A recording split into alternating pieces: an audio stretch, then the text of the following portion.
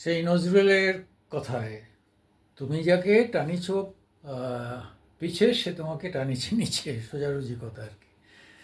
যে আমরা মেয়েদের সবসময় অবজ্ঞা করতাম, হ্যাঁ, তাদের আমরা ভাবতাম ওরা পিছিয়ে পড়া, সবসময় তাদের নিচু দেখাতাম। আজকে ভারতের মহিলা ক্রিকেটার, ক্রিকেট টিম বিশ্বকে চমকে দিয়েছে। শুধু জিতেছে বলে আমি বলছি না, জিততে হারা জেতা তো যে কোনো দলই জিততে পারে। তাদের ব্যবহার, তাদের খেলার ধরন তো আগেও বলেছি যে যেভাবে বডি থ্রো করে বল ধরছে ছেলেদের মতো, তাদের যে ফিটনেস, হ্যাঁ, যেভাবে তিনবার পাক মেরেও বল ধরছে, যেখানে যেটা মানে আগে কখনো ভাবা যেত না। মানে ছেলেদের সঙ্গে টোটালি আমি তো সেই বললাম গাভাস্কারের আমল থেকেই ক্রিকেট দেখে আসছি। আমার সবথেকে প্রিয় খেলা ক্রিকেট। আমি এইরকম মানে ছেলেদের সমান কোনো অংশেই তারা, কোনো অংশে মেয়েরা পিছিয়ে নেই আমাদের আমাদের ছেলেদের টিমের সঙ্গে বলছি। আমি তো আগের একটা সে বলেছিলাম যে আমাদের ছেলেদের সঙ্গে আমাদের মেয়েদের টিমের একটা লড়াই হয়ে যাক, প্রতিযোগিতা হয়ে যাক। কিন্তু সেখানে আমাদের মেয়েরা অন্য কথা বলেছে। তারা বলছে যে আমরা আমাদের মেয়েদের টিম পাকিস্তানের ছেলেদের টিমকে হারিয়ে দেব। হ্যাঁ, তারা এই চ্যালেঞ্জ করেছে। পাকিস্তান কি এই চ্যালেঞ্জ গ্রহণ করবে? আমার মনে হয় আমাদের জয় শাহ, আমাদের তিনি যদি চেষ্টা করেন তাহলে সে আপনার দুবাইতে একটা ম্যাচের অ্যারেঞ্জমেন্ট করতে পারেন। পাকিস্তানকে শুধু বলতে হবে টাকা দেওয়া, মোটা টাকা দেওয়া যাবে, এবং এতে ভালো আপনার ভালো টাকা উঠবে, ভালো বিজ্ঞাপন পাওয়া যাবে। এরকম একটা চ্যালেঞ্জ হলে মানে সারা পৃথিবী হইচই পড়ে যাবে। এরকম যদি একটা হয়, আমাদের মেয়েরা চ্যালেঞ্জ করেছে, ভাবা যায়। কিন্তু আরেকটা দিক আমার ভালো লেগেছে যে তারা যেমনভাবে জিতেছে, একদম সাংঘাতিকভাবে আধিপত্য নিয়ে জিতেছে, কিন্তু তারা কিন্তু মানবিকতা হারায় নাই। তারা যখন প্রচুর উৎসাহ উদ্দীপনায় ছোটাছুটি করছে, আনন্দ উদযাপন করছে, সেই সময় দেখা যাচ্ছে যে দক্ষিণ আফ্রিকার মেয়েরা কান্নাকাটি করছে, তাদের চোখে জল। এরা দৌড়ে গিয়ে তাদের বুকে জড়িয়ে ধরেছে, সান্ত্বনা দিয়েছে, চোখের জল মুছিয়েছে।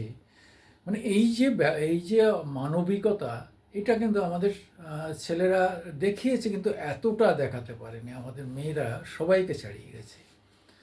প্রধানমন্ত্রীকে পেয়ে যেন তাদের পিতৃতুল্য কাউকে পেয়েছে, তাদের পরিবারের যে ধরনের প্রশ্ন করছে, হাসছে, খেলছে, এবং খুব সাধারণ, কোনো কঠিন কোনো প্রশ্ন না। বলে আপনার এই বয়সেও মুখের চামড়ার রং এখনও এতটা গ্লো করছে কিভাবে?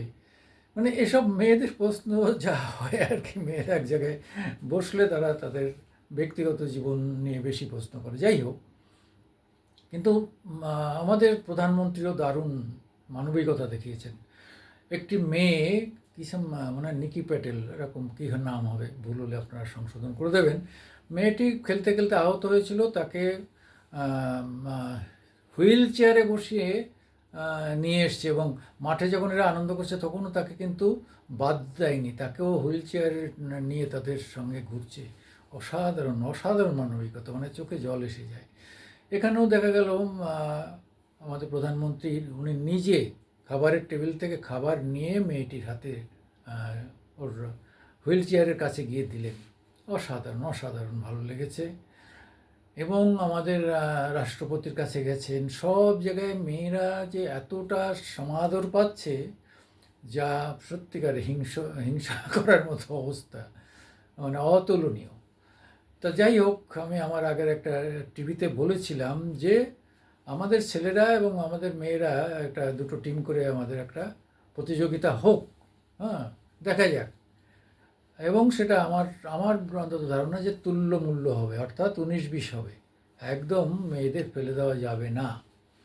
যাই হোক, আপনারা আপনাদেরও মতামত দিয়েছেন, কিন্তু আমাদের মেয়েরা যেভাবে সত্যিকার আজকে সারা পৃথিবী জুড়ে, হ্যাঁ, এম্পাওয়ারমেন্ট, উমেন এম্পাওয়ারমেন্টের একদম মানে চূড়ান্ত দেখিয়েছে, তাতে আমরা আপ্লুত, অভিভূত, আনন্দিত, বলার ভাষা আমাদের নেই। আমি সুকুমার দেবনাথ, আমার আজকের দিন ইউটিউবে আপনাদের স্বাগত জানাই। আমি আমার আজকের দিন পেপারেও লেখালেখি করেছি এই সব নিয়ে। তবে একটু দেরিতে হলো, টিভিতে একটা ভিডিও করলাম। আপনারা যদি আমাকে একটু সাবস্ক্রাইব করে একটু লাইকস দিয়ে আমাকে একটু উৎসাহিত করেন, আমাকে আরও বেশি লোকের কাছে পৌঁছানোর সুযোগ করে দেন, তাহলে এটা তো জানেন কানেক্টিভিটির যুগ, আপনারা অন্তত এটুকু করুন। নমস্কার, সত শ্রী অকাল, আদাব।